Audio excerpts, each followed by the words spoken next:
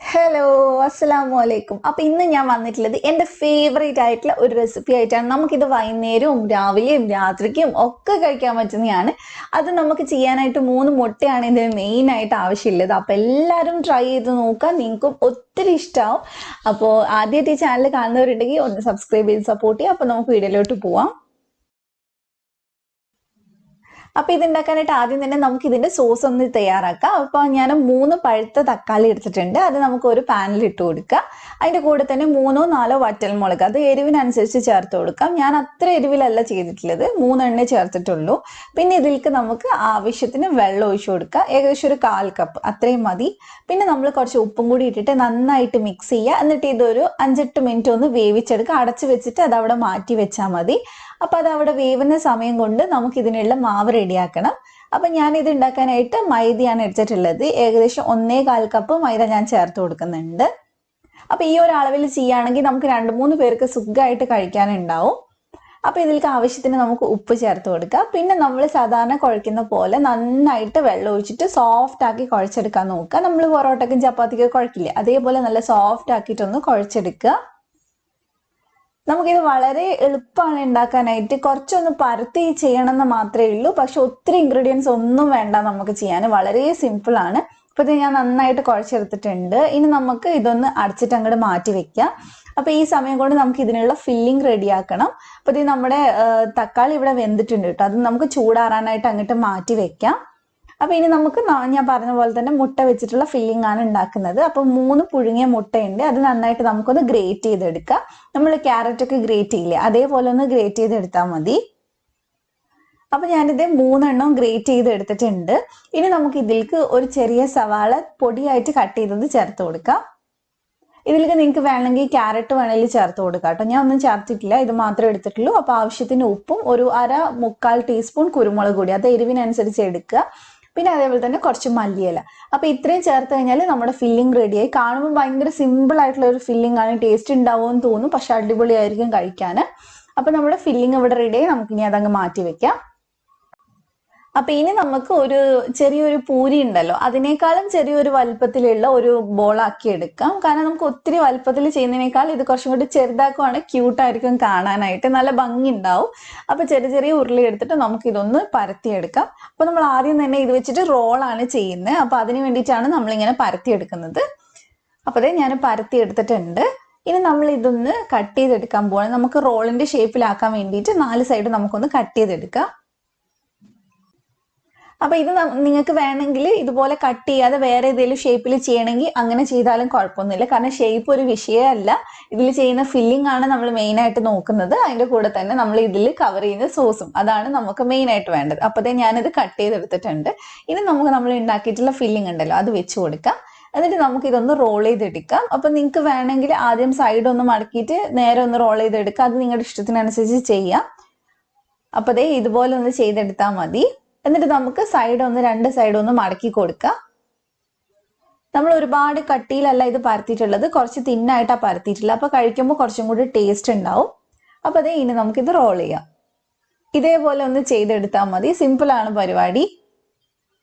കണ്ടില്ലേ, ഇത് ചെറുതായതുകൊണ്ട് തന്നെ കാണാൻ നല്ല ക്യൂട്ടായിട്ടുണ്ടാവും. നമുക്ക് സെർവ് ചെയ്യുന്ന സമയത്ത് നല്ല രസം ഉണ്ടാവും കാണാനായിട്ട്. അപ്പോൾ ഇതേപോലെ തന്നെ നമുക്ക് അടുത്തതൊന്ന് കട്ട് ചെയ്തെടുക്കാം. ഞാൻ ജസ്റ്റ് 2 തവണ കാണിക്കുന്നേ ഉള്ളൂ, നിങ്ങൾക്ക് കുറച്ചുകൂടെ ക്ലിയർ ആവാൻ വേണ്ടിയിട്ട്.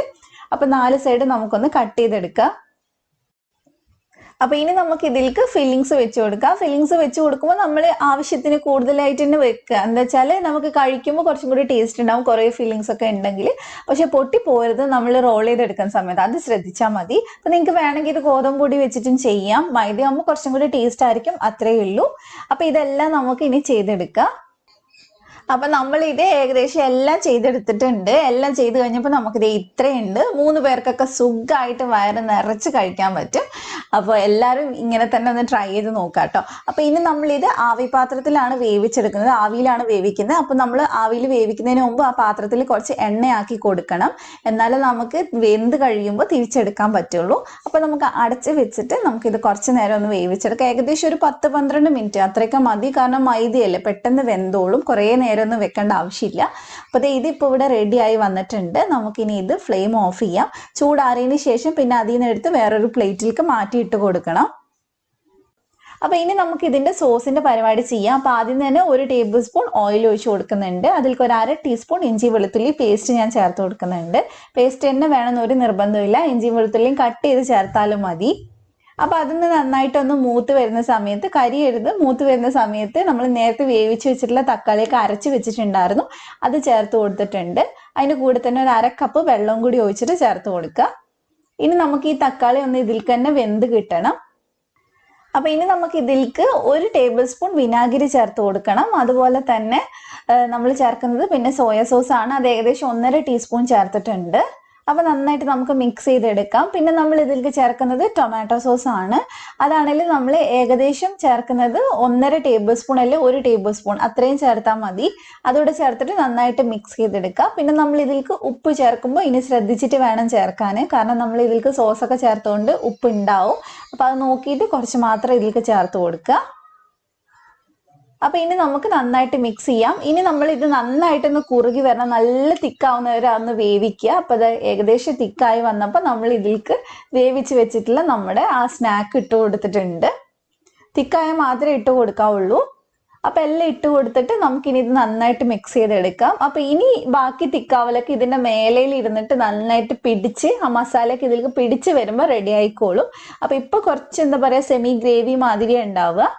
അപ്പോൾ ഇനി ഇത് നമുക്കൊരു 5-8 മിനിറ്റ് ഒന്ന് തുറന്ന് വെച്ചിട്ട് തന്നെ ഒന്ന് വേവിച്ചെടുക്കാം.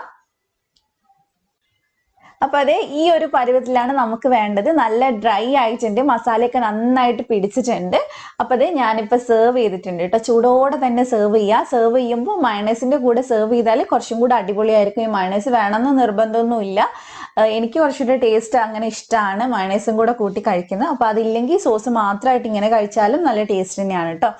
അപ്പോൾ എല്ലാവരും ട്രൈ ചെയ്ത് നോക്കുക, ഒരു രക്ഷയില്ലാത്ത ടേസ്റ്റാണ്, നിങ്ങൾക്ക് ഉറപ്പായിട്ടും ഇഷ്ടമാവും. ഇതിൻ്റെ ഉള്ളിൽ ആ ഫില്ലിംഗ് ഒക്കെ ആയിട്ട് നല്ല രസം ഉണ്ടാവും കഴിക്കാൻ. അപ്പോൾ നമുക്ക് മയണൈസ് മുക്കിയിട്ട് കഴിച്ച് നോക്കാം. ഇത് ശരിക്കും പറഞ്ഞാൽ നമുക്ക് വേണമെങ്കിൽ ഒരു എഗ് മോമോ എന്ന് വേണമെങ്കിൽ പറയാം.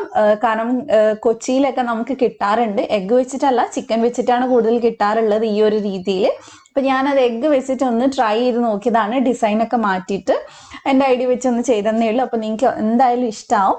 അപ്പോൾ വീഡിയോ ഇഷ്ടമായിട്ടുണ്ടെങ്കിൽ ലൈക്ക് ചെയ്യുക. അതുപോലെ തന്നെ ഈ ചാനൽ ആദ്യമായിട്ട് കാണുന്നവരുണ്ടെങ്കിൽ ഒന്ന് സബ്സ്ക്രൈബ് ചെയ്ത് സപ്പോർട്ട് ചെയ്യുക. ഫ്രണ്ട്സിനും ഫാമിലിക്കും ഒക്കെ ഒന്ന് ഷെയർ ചെയ്ത് കൊടുക്കുക. അത് മാത്രമല്ല, നിങ്ങൾ ട്രൈ ചെയ്തിട്ട് പെട്ടെന്ന് തന്നെ ഫീഡ്ബാക്ക് അറിയിക്കണം. ഞാൻ ചിക്കൻ മോമോ ഇട്ടപ്പോൾ ഒത്തിരി പേര് ട്രൈ ചെയ്തിട്ട് നല്ല ഫീഡ്ബാക്ക് തന്നിട്ടുണ്ട്. അതുപോലെ തന്നെ ഇതും നിങ്ങൾക്ക് നല്ലപോലെ ഇഷ്ടമാവും. അപ്പോൾ നമുക്ക് മറ്റൊരു അടിപൊളി വീഡിയോ ആയിട്ട് ഇൻഷാ അല്ലാഹ് വീണ്ടും കാണാം. Thank you for watching.